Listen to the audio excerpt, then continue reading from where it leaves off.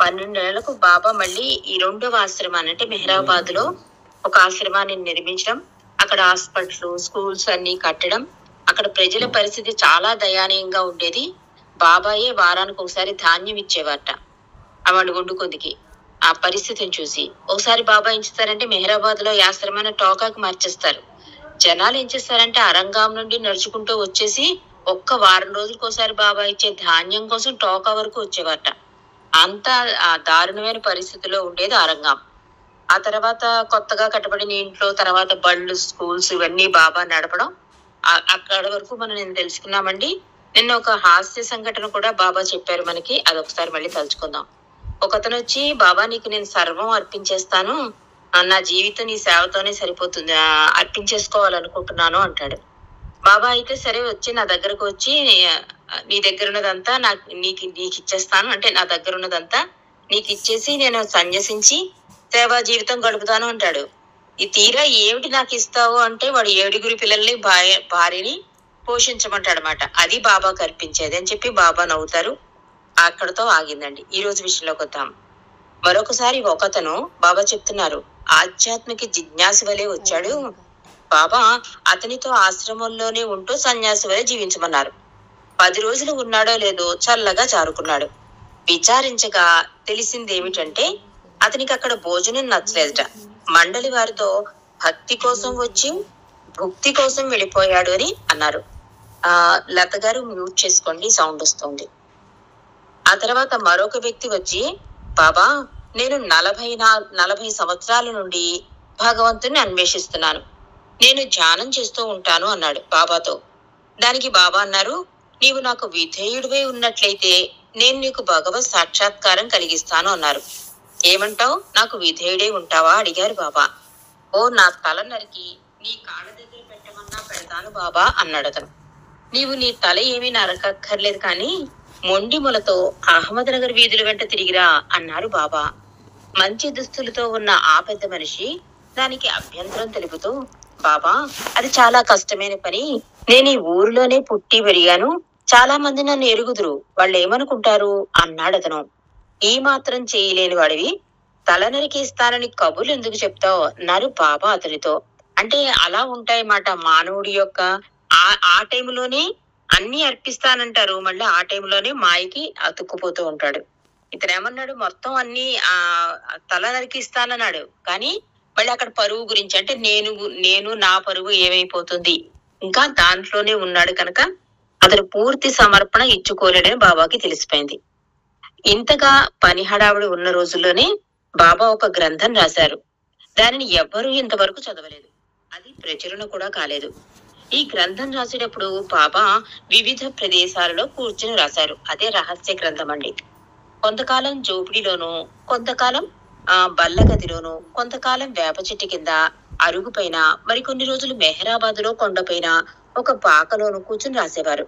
ఈ పుస్తకంలో మానవాళికి బాబా ఇచ్చిన సందేశాలు ఇంతవరకు ఎవరికీ తెలియని కొన్ని ఆధ్యాత్మిక రహస్యాలు ఉన్నాయి. తలుపులు మూసుకుని ఉదయం 6 గంటలు కూర్చున్న వారు బాబా ఒక్కొక్కసారి రాత్రి పొద్దుపోయే వరకు రాస్తూనే ఉండేవారు. ఒక్కొక్కసారి ఎంత అలిసిపోయేవారంటే నూనెతో ఆయన శరీరం మర్దనా చేయవలసి వచ్చేది. ఒకసారి వారం రోజుల పాటు బాబా జ్వరంతో బాధపడ్డారు. కానీ జ్వరం తగ్గగానే మళ్ళీ రాయడం ప్రారంభించారు బాబా. ఈ గ్రంథంలో కొంత భాగం ఇంగ్లీష్ లోను, పరిపరి దేశీ భాషల్లోనూ బాబా పొడుగాటి స్వదస్తూరిచే వ్రాయబడింది. ప్రారంభంలో ఆయన ఎక్కడికి వెళితే అక్కడికి ఈ గ్రంథం కూడా తీసుకుని వెళ్తూ ఉండేవారు. దానిని ఒక ఇనుప పెట్టెలో పెట్టి తాళం వేసి దేశం అంతా తిప్పడమే కాకుండా విదేశాలకు కూడా తీసుకెళ్లారు బాబా. జనసమర్థంగా ఉన్న రైలు పెట్టెలో ప్రయాణం చేస్తున్నప్పుడు ఈ పెట్టెను బాబా సీటు కిందకి తోసేవారమని మెహర్జీ కక్కారిగా చెప్తారు. ఆ తర్వాత కొంతకాలం బ్యాంకు లాకర్లో పెట్టారు. 1956లో ఒక శిష్యుడు, అంటే ఇప్పుడు ప్రెజెంట్ జీవించలేరు అని రాస్తున్నారు, దానిని అందులో నుండి తెచ్చివేశారు. అంటే ఆ లాకర్ నుండి తీసుకొచ్చేశారు 1956లో. ప్రస్తుతం ఆ గ్రంథం ఎక్కడున్నది ఎవ్వరికీ తెలియదు. కానీ ఎవరో ఒకరికి తప్పక తెలిసి ఉండాలో లేక తెలియజేయబడుతుందో. ఎందుకంటే బాబా శరీరం చాలించడానికి ఒక నెల రోజుల ముందు ఎవరో బాబాను ఆ గ్రంథం గురించి ప్రశ్నించగా బాబా అన్నారు, మీరు దాని గురించి ఏమీ ఆందోళన పడకండి, అది క్షేమంగానే ఉంది, జాగ్రత్తగా చూడబడుతూ ఉంది అన్నారు తప్ప చెప్పలేదు బాబా ఎక్కడుందో పుస్తకం. ఈ విధంగా ఆశ్రమంలో పనులన్నీ తీవ్ర స్థాయిలో జరుగుతున్న రోజులలో 1926 సంవత్సరం అక్టోబరులో బాబా మండలి వారందరినీ పిలిచి ఒక ప్రత్యేక సమావేశం జరిపారు. ఈ 2.5 సంవత్సరాల నుండి ఎంతో కష్టపడి చేసిన పనినంతటిని మూసివేస్తాను అన్నారు బాబా. 2-3 ఇళ్లు తప్ప మిగిలినవన్నీ పడగొట్టమన్నారు. సుమారు 400 మందికి నిలువ నీడ లేకుండా, తిండికి లేకుండా పోతుంది అని మండలి వారు బాధపడ్డారు. కానీ బాబా అటువంటి వారందరికీ తగిన ఏర్పాట్లు చేశారు. ఎవరిని అనాథులుగా వదిలివేయలేదు బాబా. అయినప్పటికీ సంఘమునకు ఉపయోగకరంగా ఉన్నవన్నీ ఎన్నో కష్ట నష్టాలకు, ధన వ్యయానికి గురై చేసిన పని హఠాత్తుగా ఆగిపోయింది. అంటే ఈ హాస్పిటల్, స్కూల్స్ ఇవన్నీ కట్టారు కదా, బాబా సడన్ గా అన్ని క్లోజ్ చేసేస్తున్నారన్నారు. అంటే దానికి ఎంతో మంది దాని మీద ఆధారపడి జీవిస్తున్నారు. ఒక దగ్గరగా 200-400 మంది. మరి వాళ్ళందరూ అనాథలు అయిపోతారు కదా అనే ఆలోచన వచ్చింది మండలి వారికి. కానీ బాబా వాళ్ళందరికీ ఏర్పాటు చేశాకే ఆ బిల్డింగ్స్ అన్ని తీయించేశారు. బాబా చేసే కొన్ని పనులు మండలి వారికి అంతుపట్టేవే కావు. ఒక రకమైన కార్యక్రమానికి హఠాత్తుగా చరమగీతం పాడించి వేరొక రకమైన కార్యక్రమానికి నాంది పలికించడం వారికి అర్థమయ్యేదే కాదు మండలికి. ఆ విషయం గురించి బాబా ఇలా అన్నారు, చూడండి, ఏదైనా ఒక పెద్ద భవనం కట్టాలి అనుకోండి, దాని చుట్టూ తాత్కాలికంగా పరంజాలు కడతారు కదా. భవన నిర్మాణం పూర్తయిన పిమ్మట ఆ పరంజాలను తీసివేస్తారు. నేను చేసే ఆంతరింగ కార్యక్రమానికి, నేను బాహ్యంగా చేసే కార్యక్రమాలు కేవలం నా ప్రతిరూపాలు. నేను చేయవలసిన నిజమైన కార్యక్రమానికి బడి, ఆసుపత్రి అనేవి కేవలం పరంజా వంటిది మాత్రమే. అందువలన నా పని పూర్తయిన తర్వాత పరంజాల అవసరం ఉండదు అన్నారు బాబా. మరొకసారి కూడా బాబా ఇలా అన్నారు, ఏ ఆశ్రమాలు గాని, విశ్రాంతి భవనాలు గాని స్థాపించడానికి రాలేదు నేను. నా విశ్వ కార్యక్రమం కొరకై వాటిని సృష్టిస్తూ ఉంటాను. వాటి అవసరం తీరగానే వాటిని ఎత్తివేస్తూ ఉంటాను అన్నారు మెహర్ బాబా. ఈ విశ్వమే నా ఆశ్రమం, ప్రతి హృదయం నా ఆలయం అని చెప్పారు మెహర్ బాబా. పాశ్చాత్యులకు దీని భావం జీర్ణించుకోవడం చాలా కష్టం. ఆసుపత్రులు, బడులు అనేవి నిత్యవసరాలు కదా, అవి ఎన్నటికీ అలానే ఉండాలని, చేతనైతే వాటిని ఇంకా విస్తృతపరచాలని పాశ్చాత్యుల అభిప్రాయం. కానీ బాబా ఆయన నిర్మింపచేసిన ఈ నమూనా వల్లే కూడా ఆయన ప్రారంభించి మూసివేసే మిగతా కార్యక్రమాల వలె ఆయన విశ్వ కార్యక్రమం యొక్క పై పెంకు మాత్రమే. దాని అసలైన ప్రాముఖ్యత ఏమిటో కానరానిది, సాంకేతికమైనది కూడా. సాంకేతికమైనది గాక మండలి వారికి ఒక వినూత్న పాఠం నేర్పించేది కూడా. కానీ ఇంకా ఎన్నో పాఠాలు వారు నేర్పవలసి ఉంది. దానికి కాలమే చాలదు. బాబా చెంత ఉండే వారిని ఒక నియమిత పద్ధతికి బద్దులే ఉండనిచ్చేవారు కాదు బాబా. పేదవారికి ధాన్యం ఇవ్వడం గాని, రోగులకు కట్లు కట్టడం గాని, అంటరాని వారిని స్నానం చేయించడం గాని అన్నీ కూడా అందులోనే చెందుతాయి. అంటే ప్రతి పని ప్రారంభించేవారు, అంటే విత్తనం వేసేవారు అన్నమాట బాబు. మనకు అర్థం అవ్వాలి అంటే అప్పుడు బాబా చేసిన ఆ కార్యక్రమాలే ఇప్పుడు విస్తృతమయ్యాయండి. ఇప్పుడు పేదలకే కాదు, ఎడ్యుకేషనే కాదు, హెల్తే కాదు, ఎన్ని రకాలుగా డెవలప్ అయ్యే గవర్నమెంట్ పరంగా, సంఘాల పరంగా కూడా ప్రజలు వాటిని అందుకున్నారు. అంటే అప్పుడు బీజాలు నాటారు కనుకే బాబా అవి ఇప్పుడు ఇంత విస్తృతంగా సేవా సంఘాల ద్వారా ప్రజలు అందుకుంటున్నారని. ఆ కార్యక్రమాలు మనకి అర్థం కాదు. బాబా మూసివేస్తున్నాను అన్నప్పుడు పంటలు కూడా కన్ఫ్యూజ్ అయ్యారు, పాశ్చాత్యులు కూడా అర్థం కాలేదు. కానీ ఇప్పుడు మనం ఇన్ని ఇయర్స్ దాటాక మనకి దాని ఫలాలు మనం చవి చూస్తున్నాం గనక మనకి అర్థమైందండి బాబా యొక్క విశ్వ కార్యక్రమం ఎలా ఉంటుందో. నెక్స్ట్ అధ్యాయంలో వెళ్ళిపోదాం. మౌన గర్జన. ఆరంగంలోని కార్యక్రమానికి బాబా తాత్కాలికంగా స్వస్తి చెప్పారు. కానీ మున్ముందు ఏదో ఒక రకంగా అటువంటి కార్యక్రమం జరపనున్నారు. ఒకటి ఆపారు అంటే ఇంకోటి ఏదో మొదలెట్టేస్తారు బాబా, అది వాళ్ళకి తెలుస్తోంది మండలికి కూడా. ఆరంగం కార్యక్రమాన్ని ఆపివేసిన తర్వాత బాబా ఒక కొత్త రకమైన జీవితం ప్రారంభించారు. అదే దేశాటన. మండలి వారితో కలిసి బాబా భారతదేశం నలుమూలలా పయనించడమే కాకుండా విదేశాలు కూడా వెళ్లారు.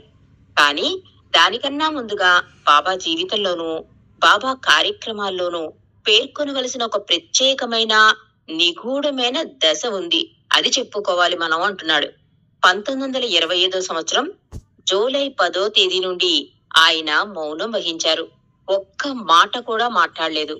1925 జూన్ నెలాఖరులో బాబా తన మండలి వారితో తాను దీర్ఘకాలం మౌనం అవలంబించనున్నానని తెలిపారు. ప్రారంభంలో జూలై 1వ తేదీ నుండి మొదలు పెట్టాలి అనుకున్నారు. కానీ అది 10వ తేదీకి వాయిదా పడింది. అప్పట్లో బాబా తాను 1 సంవత్సరం పాటు ఈ మౌనాన్ని అవలంబిస్తానని మండలి వారితో అన్నారు. తదంతరం తాను బహిర్గతం అవుతాను అన్నారు. ఆ మాటలకు కొంతమంది బహుశా అప్పుడు అవతార ప్రకటన జరుగుతుంది కాబోలు అనుకున్నారు. అందువల్ల ఈ భౌతిక సంపదలు, వస్తువులు అప్పుడు అవసరం ఉండదని తలపోశారు. స్త్రీ మండలి వారు 1 నెల 2 నెలల కన్నా ఎక్కువ ఈ మౌనం పాటించలేరు బావా అని ఒకరినొకరు ఓదార్చుకున్నారు. కానీ జూలై 9వ తేదీ రాత్రి బాబా తన మండలి వారితో, మీరు ఇప్పుడే నా కంఠధ్వని బాగా వినండి, చాలా కాలం వరకు మీరు దానిని వినలేరు అన్నారు. అప్పుడు కూడా బాబా తన మౌనాన్ని 1 కాదు 2 కాదు 44 సంవత్సరాలు పాటిస్తారని ఎవ్వరూ ఊహించలేదు. బాబా తన తనువు చాలించే వరకు ఈ మౌనం పాటిస్తారని ఎవ్వరూ కూడా కలలో కూడా అనుకోలేదు. అసలు బాబా ఈ మౌనం ఎందుకు పాటించారు? మానవులను జంతువుల నుండి వేరుగా చూపేదే భాష కదా. భాష సంభాషణ అంటే వ్రాతపైన మాటలపైన మానవుని జ్ఞాన పురోగతి ఆధారపడి ఉంది. చెవిటి మోగవానిగా పుట్టి ఇతరులతో సంభాషించే భాగ్యాన్ని నోచుకోలేని వారిని ఎంతో దురదృష్టవంతులుగా భావిస్తాం మనం. అటువంటి ఆపద వంటి దానిని తనకు తానుగా బావ ఎందుకు నెత్తిని వేసుకున్నారు? ఈ ప్రశ్న అందరికీ అనిపిస్తుంది కదా. అది రైటర్ ఇక్కడ రాస్తున్నాడు. అంటే ఎవరైనా సరే, అంటే ఒక మనిషికి జంతువుకి తేడా తెలియాలంటే మాట్లాడే భాషే కదా డిఫరెన్స్ తెలుస్తుంది. కానీ వ్రాత పైన మాట పైనే కదా ఇవి జ్ఞానం ఎంత ఉన్నది కూడా తెలిసేది. అవేమీ లేకుండా చేసేసుకుంటున్నారు బాబా. ఒక చెవిటివాడిగా పుడితే మూగవాడిగా ఉంటే చాలా దురదృష్టవంతుడండి వాడు అంటాం. మరి అంత ఆపద అంటే అంత కష్టం ఎందుకు బాబా తీసుకున్నారు, నెత్తిన వేసుకున్నారు? ఇది ప్రశ్న. కొన్ని సంవత్సరాలు బాబా సాంగత్యంలో గడిపిన మండలి వారు, ముఖ్యంగా ఎరిచి జస్సావాలా బాబా నా కుడిభుజం అన్నారు. బాబా భావాన్ని విసిదపరచగలిగేవారు. బాబా చేతి సంజ్ఞలు, ముఖ్యంగా అత్యద్భుతంగా కదలాడే ఆయన ముఖ కవళికలను గమనిస్తూ ఆయన ఇచ్చే సూచనలను, సుదీర్ఘ ఉపన్యాసాలను కూడా ఆయన తేలికగా విశదీకరించగలిగేవారు. బాబా సంజ్ఞలు చేస్తూ ఉంటే ఎరిచి దానిని విశదీకరించి సుమధుర స్వరంతో చెప్తుంటే అది విన్న కొత్తవారు సైతం బాబా వారితో మాట్లాడినట్టే భావించేవారు. కానీ ఈతలకు వచ్చే వరకు బాబా ఒక్క మాట కూడా మాట్లాడలేదు అనే సంగతి గుర్తుకు వచ్చేది కాదు వాళ్ళకి. ప్రారంభ దశలో మండలి వారు ఆయన సుమధుర కంఠధ్వని వినలేకపోతున్నందుకు చింతించేవారు. బాబా మొట్టమొదట పలక గాని కాగితం గాని తీసుకుని రాసి చూపించేవారు. 1927 సంవత్సరం జనవరి నుండి అది కూడా మానివేసి అక్షర ఫలకం ఉపయోగించారు బాబా. అది కొద్దిగా శ్రమతో కూడిన పనియే. 1954 సంవత్సరం అక్టోబర్ నెల నుండి దానిని కూడా విసర్జించి కేవలం సౌజ్ఞలు మాత్రం చేయడం ప్రారంభించారు బాబా. ఏమిటిది? బాబా అనవసరంగా తన ఈ మౌనంతో తన కార్యక్రమాలను ఆటంకం కలిగించుకుంటూ లేనిపోని యాతన పడడం ఎందుకు అని కొందరు అనుకోకపోలేదు. మాటలు మాట్లాడని గురువేమిటి అనే విషయంపై పాశ్చాత్య జ్ఞానధనులకు కోపం కూడా వచ్చింది. మాట్లాడే వారిని విమర్శించడానిక ఈయన ఈ విధంగా మౌనం అవలంబించడం అని అవమానించారు కూడా. తన మౌనం గురించి బాబా ఇలా అన్నారు, నేను మేల్కొలుపుడికే వచ్చాను గాని బోధించడానికి రాలేదు. అందువలన నేను నీతులు ధర్మాలు నియమించను అన్నారు మెహర్ బాబా. బాబా ఇంకా ఇలా అంటున్నారు, అనాథ నుండి మానవులకు నేను ఎన్నో ధర్మాలు నీతులు చెప్తూనే ఉన్నాను. భగవంతుని మాటల ప్రకారం మానవుడు నడుచుకోలేకపోతే అది అవతారని హేళన చేయడం అవుతుంది. ఆయన చెప్పిన దయాకరుణలను పాటించడానికి బదులు ఆయన పేరిట మత యుద్ధములు చేస్తున్నారు. ఆయన చెప్పిన సత్య మార్గాన్ని, విధేయతను, పవిత్రతను పాటించడానికి బదులుగా పగ, ద్వేషం, దురాశ పెంచుకుంటున్నారు. ఇంతవరకు భగవంతుడు చెప్పిన నీతి నియమాలను పెడుతున్నాడు. అందువలన ఈ అవతార కాలంలో నేను మౌనం వహించాను. మీరు చాలా విషయాలు అడిగారు, చాలా విషయాలు మీకు అందజేయబడినవి. వాటిని పాటించి ఆ విధంగా జీవించవలసిన కాలం ఇప్పుడు ఆసన్నమైనది అన్నారు మెహర్ బాబా. మతం అంటే స్వార్థాన్ని, దురాశని, ద్వేషాన్ని త్రుంచివేయగలగాలి. కానీ మానవుడు ఆ లక్షణాలన్నీ తన స్వార్థం కొరకు పెంచుకుంటూ మతము అనే దానిని అపార్థం చేసుకుని దానిని వేరు రీతిగా మలుస్తున్నాడు. ఎన్నో గొప్ప గొప్ప మతాలు ఇప్పటికే ఉన్నాయి. ఆ మతాల జాబితాలో మరొక కొత్త మతం చేర్చడానికి ఈ బాబా రాలేదు సుమా అని తెలియజేయడానికి బాబా మౌనం ఉపయోగపడుతుంది. తాను ఏదైనా కొత్త మతం ప్రవేశపెడితే దానికి కూడా ఇతర మతములకు పట్టిన గతే పడుతుందని బాబాకి బాగా తెలుసు. ఆయన చెప్పిన సూక్తులను ఈనాడు అంగీకరించిన వారే క్రమేపీ వాటికి తమను అర్థమైన రీతిలో విశదీకరించడం మొదలు పెడతారు. ఆ విధంగా సాధారణ మానవుని ఇష్టాలకు సరిపడే విధంగా అవి మార్చబడి విశదీకరించే వారి స్థాయికి అవి దిగజారిపోతాయి. గురువులతో పాటే కార్యకర్తలు బయలుదేరతారు. వారి ఆ కొత్త మతాన్ని చట్టబద్ధం చేస్తూ కొత్త కొత్త విధానాలు సృష్టిస్తారు. ముందుగా ఆ సంస్థ నుంచి మంచి మూలధనం సంపాదిస్తారు. అటు పిమ్మట చర్చిలు, గుళ్ళు, గోపురాలు, దాని వెంబడించే పూజారులు బయలుదేరతారు. ఆ తర్వాత మా మతంలోకి ఇంతమంది మార్చామంటే మా మతంలోకి ఇంతమంది మార్చామని పోటీలు బయలుదేరతాయి. వారి వారి సమావేశాలకు వచ్చే వారి సంఖ్యను వార్తా పత్రికల్లోనూ, టీవీల్లోనూ వారి గురించి వచ్చే వార్తలు, ప్రచురణలు వారి వారి ఖ్యాతిని తెలియజేస్తాయి. తదనుగుణంగా వారి వారి బ్యాంకు ఖాతాలు కూడా పెరగడం వారికి ఘనత చెప్తున్నారు బాబా. ఒక మతం ఏర్పడితే ఎన్ని అనర్థాలు జరుగుతున్నాయి, అసలు అవసరం లేదు అని చెప్తున్నారు బాబా. చెప్పి ఉన్నాను, ఇప్పుడు మీరు ఆచరించవలసిన సమయం ఆసన్నమైందని చెప్తున్నారు. ఒక మతం ఏర్పడితే ఎన్ని అనర్థాలకి దారి తీస్తాయి చెప్తున్నారు బాబా. ఇటువంటివి ఏమీ అక్కర్లేదు.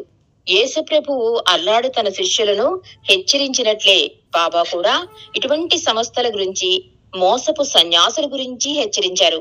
గొప్ప గొప్ప రోల్స్ రాయిస్ కారులో తిరిగే గురువులు మోసగాడైన సాధువులు, గురువులు మున్ముందు కుక్క గొడుగుల వలె ఉద్భవిస్తారు అని వారు ముందుగా హెచ్చరించారు. ఈ పోటీలో మరొకటైన మతాన్ని స్థాపించకుండా బాబా తన మౌనం ద్వారా అన్ని మతాల సారం ఒక్కటేనని సత్యాన్ని తెలియజేశారు. ఈ మౌనం ద్వారానే ఒకనాటికి అన్ని మతాలను ఒకే దారంలోని పూసల వలె కూర్చగలను అన్నారు మెహర్ బాబా. మానవుని బుద్ధి కుశలత, విస్తరణ అంతా వ్రాత మీద, మాటల మీద ఆధారపడి ఉందని మనం చెప్పుకున్నాం కదా. బహుశా బాబా మౌనం వహించడానికి ఇదొక బలవత్తరమైన కారణం కావచ్చు. ఎందుచేతనంటే బాబా ఇచ్చే సందేశం మేధస్సుకు కాదు, మానవుని హృదయానికి అందజేస్తారు ఆయన. మనస్సు తన అధికారయుతమైన విధానాన్ని విడిచిపెట్టి పక్కకు తప్పుకుంటే తప్ప హృదయం ఆయన సందేశాన్ని అందుకోలేదు. 1965 సంవత్సరం మే నెలలో పూనాలో జరిగిన గొప్ప ప్రాక్పశ్చిమ సమావేశంలో బాబా ఈ విధంగా సందేశం ఇచ్చారు. మీరు నా వద్దనున్న ఈ సమయంలో మీ మనస్సులను హైరనా పెట్టే ఉపన్యాసాలు ఇవ్వదలుచుకోలేదు. నేను మీ మనస్సులను జోకట్టి మీ హృదయాలను నా ప్రేమలో మేల్కొల్పడమే నా ధ్యేయం అన్నారు మెహర్ బాబా. మీరు కావలసినన్ని మాటలు విన్నారు, నేను కావలసినన్ని మాటలు అందజేశాను. నేను ఇవ్వదలిచింది ఈ మాటల ద్వారా కాదు, మీ సర్వార్పణ అనే నిశ్శబ్దంలో ఎల్లెడలా నిశ్శబ్దంగా ఉండే నా ప్రేమ మీలోనికి ప్రవహించగలదు. అది ఎన్నటికీ మీ సొంతమే అయ్యి నన్ను అన్వేషించే వారితో మీరు దాన్ని పంచుకోగలగాలి అన్నారు బాబా. నా ప్రేమ పదం మౌనాన్ని చీల్చుకుని మీ హృదయాలను పలకరించిన నాడు నా నిజ స్వరూపం మీరు తెలుసుకోగలుగుతారు. ఇంతకాలం ఏ వాక్కునైతే వినాలని మీరు కుతూహలపడుతున్నారో ఆ సత్యవాకు అదియే అని మీరు తెలుసుకోగలుగుతారు. మరొక సందర్భంలో పరిమితమైన మనస్సు గురించి కూడా మాట్లాడుతూ బాబా ఇలా అన్నారు. భగవంతుడు ఉన్నాడనే విషయాన్ని కేవలం బుద్ధి కుశలతను వినియోగించి రుజువు చేయమని అడగడం చెవులతో చూడాలని అడగడం లాంటిది అన్నారు మెహర్ బాబా. వేరువేరు సందర్భాలలో బాబా తన మౌనం గురించి వేరువేరు రీతులలో అంటే విరుద్ధంగా చెప్పారని కాదు గాని తన మౌనానికి వేరువేరు కారణాలు చెప్పారు బాబా. అన్నీ కూడా పైన చెప్పబడిన దానితో సంబంధం కలిగి ఉన్నవే. ఆయన చేసే ఆధ్యాత్మిక విశ్వ కార్యక్రమమునకు సహాయకారిగా ఉండడానికి కొంత అంటే ఆ కార్యక్రమానికి సహాయకారిగా ఉండడానికి కొంత ప్రపంచంలో ముఖ్యంగా ఇండియాలో రానున్న అల్లకల్లోలాలు, యుద్ధాలు, విపత్తుల దృష్ట్యా కొంత ఈ మౌనాన్ని పాటిస్తున్నాను అన్నారు మెహర్ బాబా. తాను ఎన్నుకుని జన్మించి జీవిస్తున్న హిందూ దేశం కొరకే తాను ఈ మౌనం అవలంబిస్తున్నాను అన్నారు. వారు చెప్పిన ఏ భాష్యాలు కూడా మనం అర్థం చేసుకోలేం. ఒక గొప్ప గురువు యొక్క ఆధ్యాత్మిక కార్యక్రమం ఏ విధంగా ఉంటుందో మనం ఊహించలేం. రచయిత ఆలోచనలు గాని శాస్త్రవేత్త ఆలోచనలు గాని మనం పసికట్టలేనట్లే ఇది కూడా. బాబా నెలల తరబడి చేసిన ఏకాంతవాసాలు, ఈ మౌనం కూడా ఒక విధంగా శక్తిని కూడబెట్టుకోవడం లాంటిది. మీరు చాలా మాటలు అడిగారు, నేను చాలా మాటలు చెప్పాను అన్నారు కూడా బాబా. ఆ మాటలన్నిటికన్నా శక్తివంతమైన ప్రభావం ఈ విధంగా కూడబెట్టిన శక్తి ద్వారా లోకానికి వెలువరించబడింది. కూడబెట్టిన శక్తిపై ఆయనకు 100కి 100 పాళ్ళు అధికారం ఉంది. దానిని ఉపయోగకరమైన రీతిలో 100కి 100 పాళ్ళు ఉపయోగించారు మెహర్ బాబా. మాటల ద్వారా వెలువడని శక్తి వినేవారి గ్రహణ శక్తిపై ఆధారపడి ఉంటుంది. కానీ బాబా నేను అనాది నుండి చెప్పిన మాటలను మీరు పెడచెవిని పెడుతున్నారు అని చెప్పిన విధంగా మనం ఆ మాటలను పట్టించుకోవటం లేదు గనక ఆయన ఇప్పుడు మౌనం వహించారు. అంటే అటు పాశ్చాత్యులు కూడా చెప్తున్నాడు, ఇది మత్స్యస్ ఇంగ్లీష్ లో వచ్చిన బుక్ కనుక అసలు గురువు అనేవాడు ఎలా ఉంటాడు, దైవమే గురువుగా ఎలా ఎలా మసిలారు ఇండియాలో, ఆయన చేసిన పద్ధతులు, అసలు మౌనం ఎందుకున్నారు, ఎంత అద్భుతంగా రచయిత చెప్పాడు అంటే అంటే మౌనం బాబా ఎందుకు మౌనం ఉన్నారు అంటే మనం చెప్పడానికి అనువుగా ఈ బుక్ ఉందండి. చాలా అద్భుతంగా రాశారు. ఇంకొక 2 లైన్స్ చదివేసి నేను ఆపేస్తాను. అంటే ఆయన ఏం చెప్తున్నారంటే, నేను అనాది నుండి చెప్పిన మాటలను మీరు పెడచెవిని పెడుతున్నారని చెప్పిన విధంగా మనం ఆ మాటలను పట్టించుకోవడం లేదు గనక ఆయన ఇప్పుడు మౌనం వహించారు. బాబా మౌనంగా ఉంటే ఆయనతో ఉండే సాన్నిహిత్యం, చనువు దూరం అయిపోతాయేమోనని మండలి వారు భయపడ్డారు. కానీ అలా జరగలేదు. ఆశ్చర్యకరంగా పరిణామాలు దానికి వ్యతిరేకంగా అయ్యాయి. బాబా రాయిలాగా ఉండడం గాని మండలి వారితో దూరంగా ఉండడం గాని చేయలేదు. చురుకుగా కదలాడే ఆ చేతులు, ఆ వేళ్లు, మారుతున్న ఆ ముఖ కవళికలు అన్నిటికీ మించి మాయను ఛేదించి ప్రేమను ప్రసరించే ఆ కన్నులు ఆయన మౌన భాషను విపులంగా వివరించేవి. ఆయన వద్దకు వచ్చిన వారు బాబా మాట్లాడరు కదా, ఆయన వ్యక్తపరిచే భావాన్ని మనం అర్థం చేసుకుంటామో లేదో అని ఆందోళనతో దృష్టి అంతా ఆయన పైననే కేంద్రీకరించి చూస్తూ ఉండేవారు. శక్తివంతమైన భావ ప్రకటన, ఆ మౌనముల కలయిక, చూపులలో పరిమితమైన లోకానికి వేంచేసిన మహానుభావుని చూస్తున్నామనే భావన కలగజేసేది బాబా దర్శనంలో అని ముగించారండి. మిగిలిన విషయాలు రేపు తెలుసుకుందాం. అవతార్ మెహర్ బాబా కి జై. జై బాబా అండి. జ్యోతి గారు.